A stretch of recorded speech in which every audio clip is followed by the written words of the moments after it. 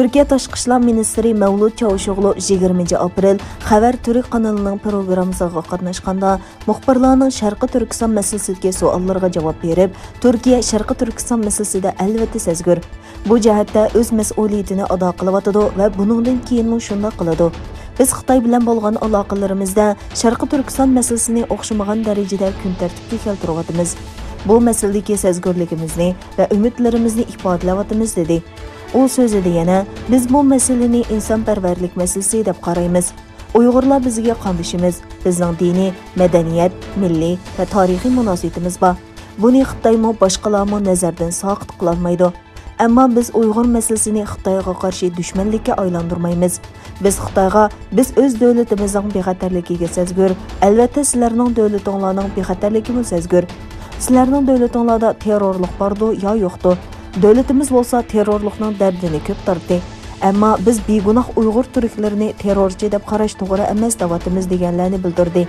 Çavuşoğlu yana Sharqi Turkistonga tekshirish hay'ati avatish masalasi haqida to'xtalib, Turkiyaning Sharqi Turkistonga hay'at avatib, cheklimsiz tekshirish talabini Xitoy Tashqi ishlar ministri Wang Yi bilan ko'rishganda yana bir qatim o'tirg'a qo'yganligini, Wang Yining buningga qo'shilganligini, ammo hozirgacha Xitoydan ruxsat kelmaganligini bildirdi. Yaqinqi mezgillarda Turkiya hukumatining Sharqi Turkiston masalasiga tutgan pozitsiyasi Turkiyadagi o'qituvchi partiyalarning tanqidiga duch kelayotgan bo'lib, buni parlament va taratqularda davomli kun tartibga keltirmoqda. Jumladan Kelajak partiyasi raisi Ahmad Davutoğlu 19 aprel bir shaxsiy kanalning ziyoratini qabul qilganda Turkiya hukumatini yana bir qatim tanqidlab, Turkiyaning hozir Sharqi Turkistonga tutgan muomalasini Turkiya tarixidagi bir dog' deb sifatlagan. Doğu Türkistan konusunda elbette hassastır ve bu konuda üzerine düşeni yapıyor, yapmaya devam edecektir.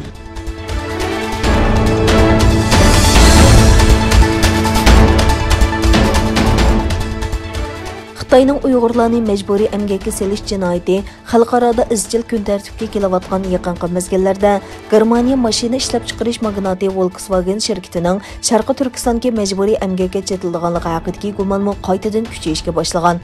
Germaniya ovozining bu vaqtdagi xabarda bildirishicha, Volkswagenning Xitoydagi savdo mas'uli Stefan yakshanba kuni Shanxayda muxbirlarga bildirgan so'zida, bu guruhning harakat mezoni Urumchidagi Volkswagen tarqoq zavodida ijro qilinadi.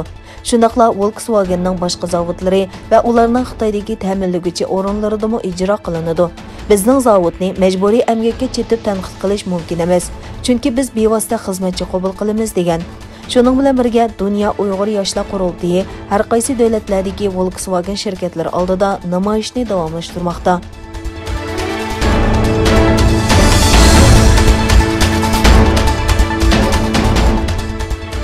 Avstraliya Federativ Hökuməti Viktoriya ştatının Xitoy bilan imzalagan bir balvoq bir yo'l hamkorlik kelishimining bekor qilinganligini e'lon qildi. Shuning bilan birga Federativ Hökumət Xitoy, Eron va Suriya bilan bo'lgan 4 ayrim kelishimdan chekinib chiqdi. Avstraliya Tashqi ishlar ministri Maris Payne, meningcha bu 4 kelishim Avstraliyaning diplomatiya siyosatiga mos kelmaydi va tashqi munosabatiga zid dedi. Avstraliya Federativ Hökuməti rad qilgan 4 kelishim Xitoyning dunyo bozoridagi ta'sirini oshirishni maqsad qilgan bir balvoq bir yo'l turi doirasida imzolangan kelishimlarni o'z ichiga oladi. 2018 va 2019 yillari Xitoy bilan imzolangan kelishimlardan boshqa 1999 yili Suriya bilan imzolangan Ma'arif kelishimi va 2014 yili Eron bilan imzolangan kelishim inovatsiz qilingan.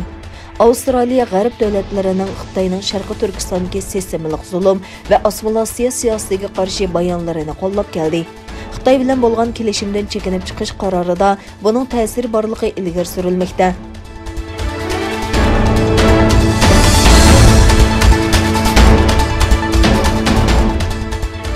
Bir balvoq bir yo'l tashabbusi yo'lga qo'yilgandan buyon Xitoy bilan bir balvoq bir yo'l liniyasidagi davlatlar o'rtasidagi savdo va mablag' selish hamkorligi texmo yuqori saviyaga ko'tarilgan. Boao Osiyo munbarida o'tkazilgan yig'inda Xitoyning muavin savdo ministri Chen Qiming mundaq dedi. 2013 yildan boshlab bir balvoq bir yo'l tashabbusi o'tirg'a qo'yilgandan buyon Xitoy bilan munosabatli davlatlar o'rtasidagi savdo miqdori 9 trillion 200 milliard dollarga yetdi. Xitoyning aloqador davlatlarga solgan mablag'i 136 milliard dollardan oshdi. Buningdan boshqa Xitoyning yaqinqi 8 yilda bir balvoq bir yo'l liniyasi bo'yidagi davlatlar bilan imzolagan to'xtamning qiymati 940 milliard 900 million dollarga yetgan.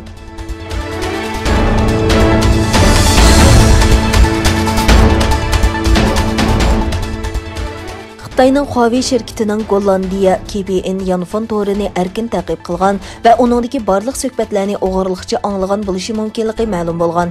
Gollandiya vaqt gezitining xabar qilishicha, bu vaqtdagi xabarni eng dastlab Gollandiyadan chiqadigan Volkswagen geziti xabar qilgan bo'lib, ularning aytishicha, mazkur gezitining muharrirlari 2010-yili Huawei'ning KPN telefon torini suiiste'mol qilganligi haqidagi bir maxfiy dokladni ko'zdan kechirgan. Ayni chog'da Huawei şirketi KPN yanfon tori abonentlarining, jumladan sobiq bosh vazir Jan Peter va Xitoy o'qituvchilarining telefonlarini o'g'irlikcha anglash imkoniyatiga ega bo'lgan ekan. Bu vaqtdagi xabarlar o'tirg'a chiqqandan keyin mazkur shirkat Fransiyaning Capgemini shirkati bilan bu vaqtda tekshirish olib berishda hamkorlashgan. Amerika hukumati yillardan buyon bexatarlik masalasini ko'zda tutib, Huawei'ning 5G internet uskunalarini ishlatishni cheklagan edi.